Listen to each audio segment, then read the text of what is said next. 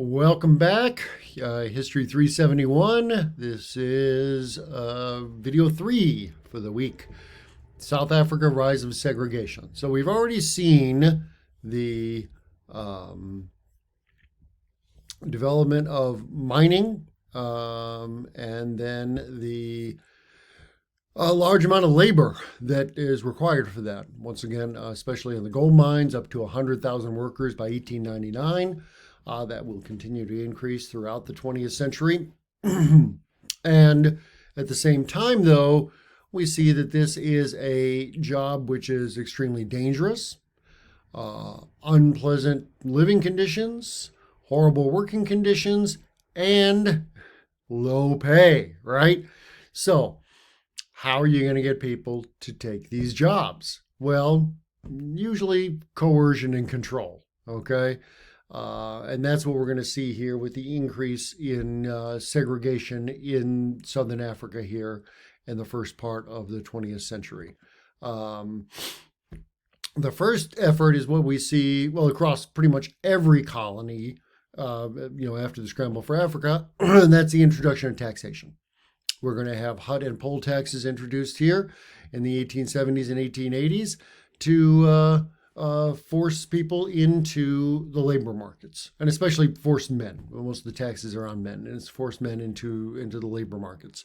Then in 1872, the introduction of more control issues with passes, which is a pass book, it's kind of like a passport that you're required to carry with you. And then restrictions, the reduction of rights for Africans, including restrictions on voting rights. Prior to this, actually, under the more liberal British, Africans, or at least African men who owned property, could have the right to vote. But it sounds like it's quite a restriction, but actually that was the same thing as the voting rights in England, right? And men of property. So, in that sense, it's pretty liberal. But they're going to start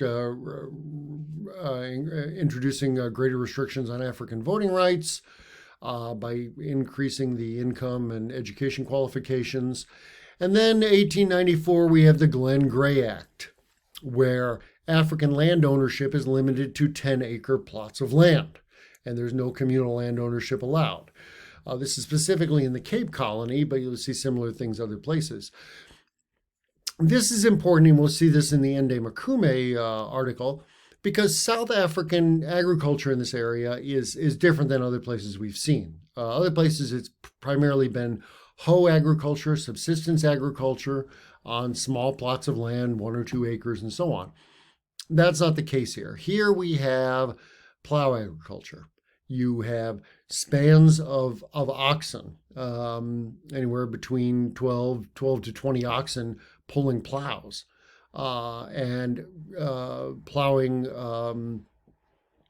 dozens of acres of land primarily to plant maize, corn, as we call it. That maize is going to become the major crop in Southern Africa here.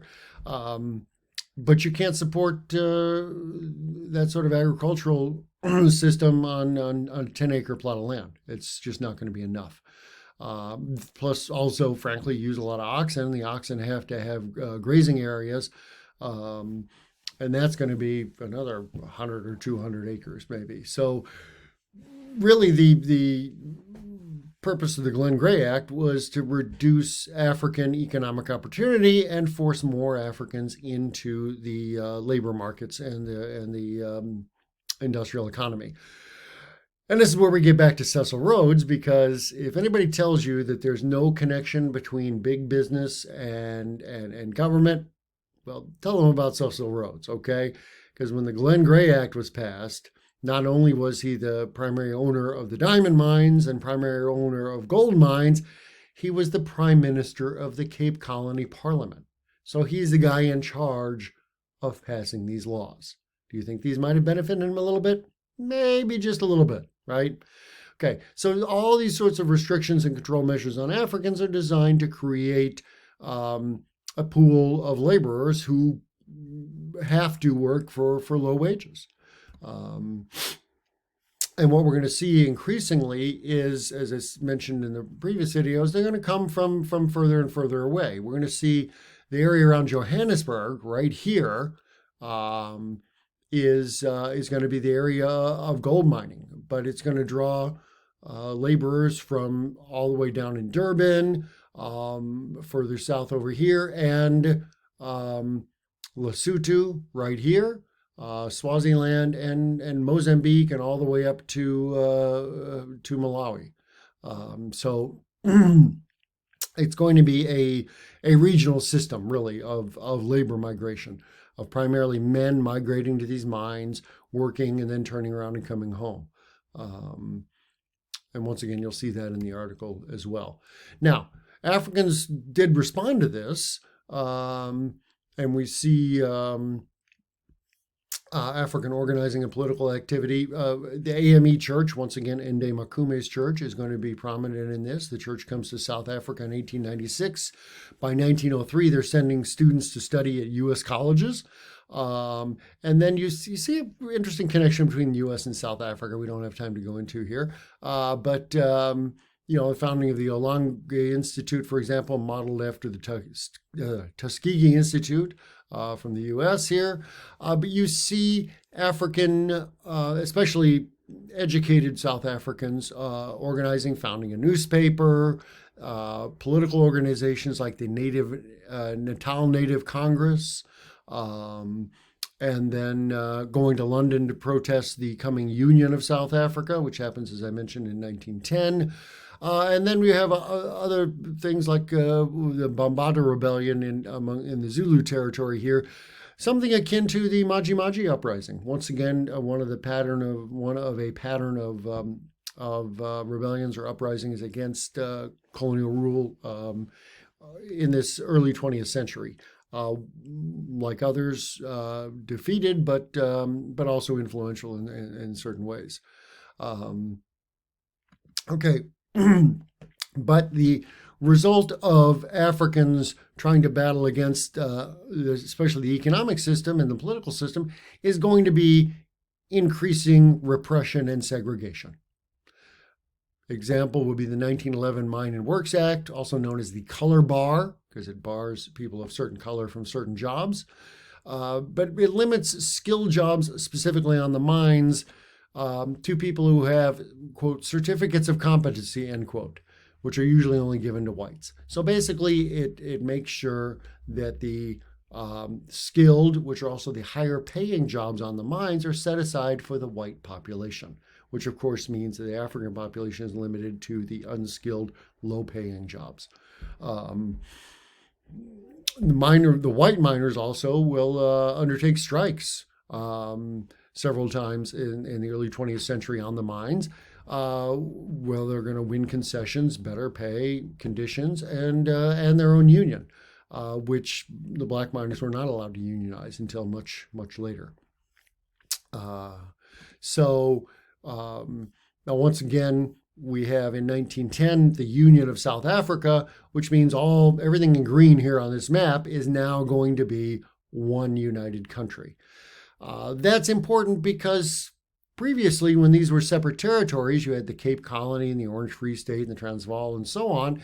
Africans could move around the territory looking essentially for a better deal, like in the same way that Americans nowadays will move from state to state if there's better unemployment benefits or something like that.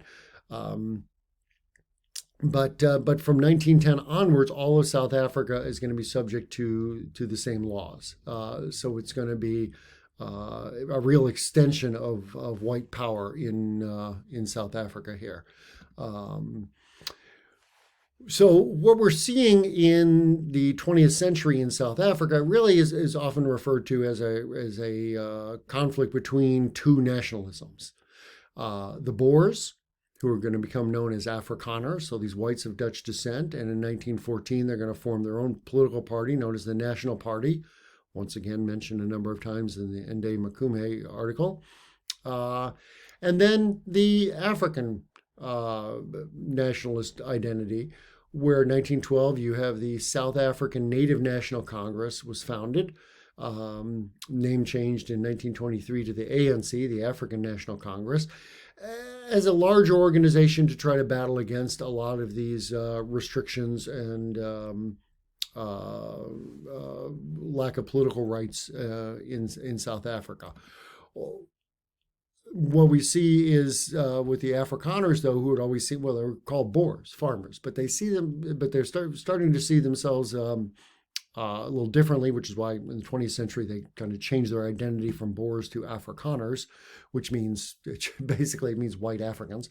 But they're also losing their identity as farmers and rural people. What you see is the percent of Afrikaners in cities and villages goes from about 10% in 1900 to by 1960 is 75%.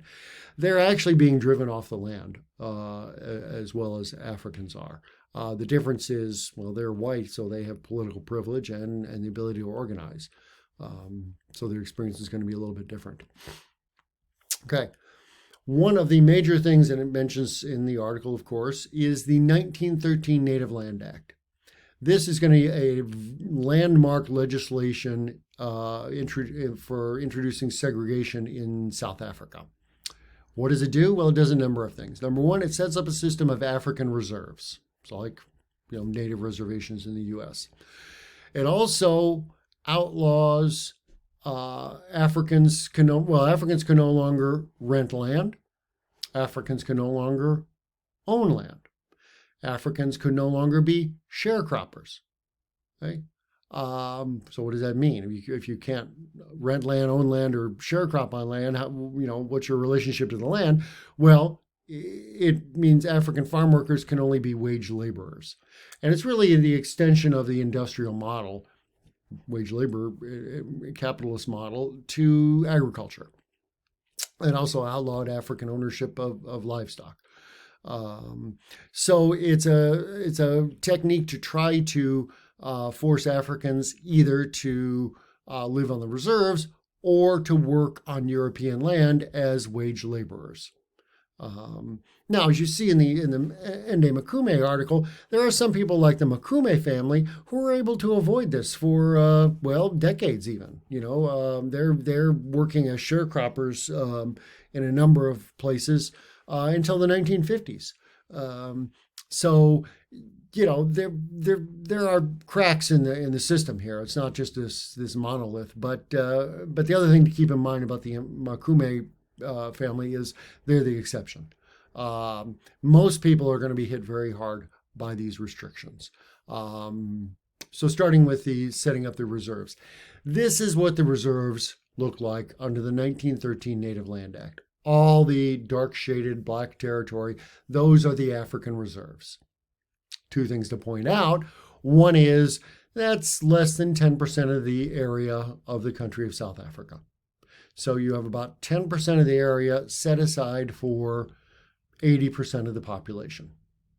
80% doesn't go into 10%. That doesn't work.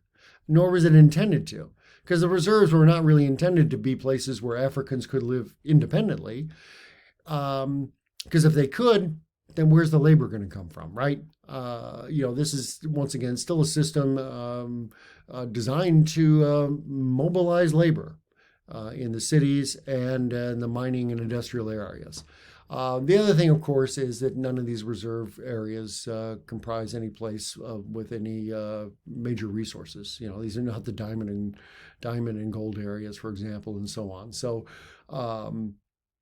it's usually scattered, overworked land, as Lesotho will be as well. And once again, the Makume article is going to talk about that. These areas are going to become over-farmed, overgrazed, and overpopulated, which forces people to move into the rest of South Africa to work at these low-paid jobs. So the Native Land Act then is going to be a signal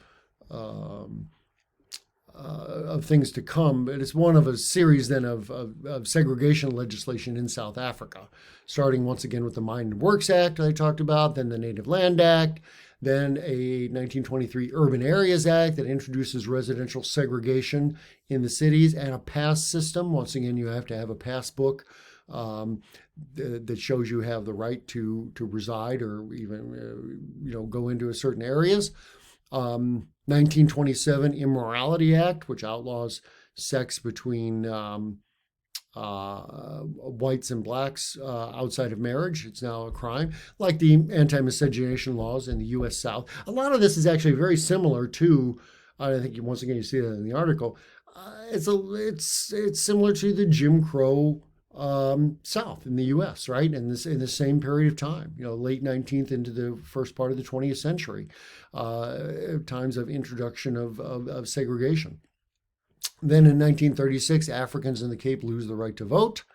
And 1937, Native Laws Amendment Act allows for forcible deportations to rural areas. So they're people who are considered to be unwanted in the cities will be picked up and shipped off to the rural areas. So there we go. That's the end there. So what we see is increasing segregation throughout this first half of the 20th century in South Africa, really as a result of the industrialization and growing racism, frankly. And so this is going to result in the introduction of a nationwide policy of racial segregation known as apartheid. And we'll see that in the next video.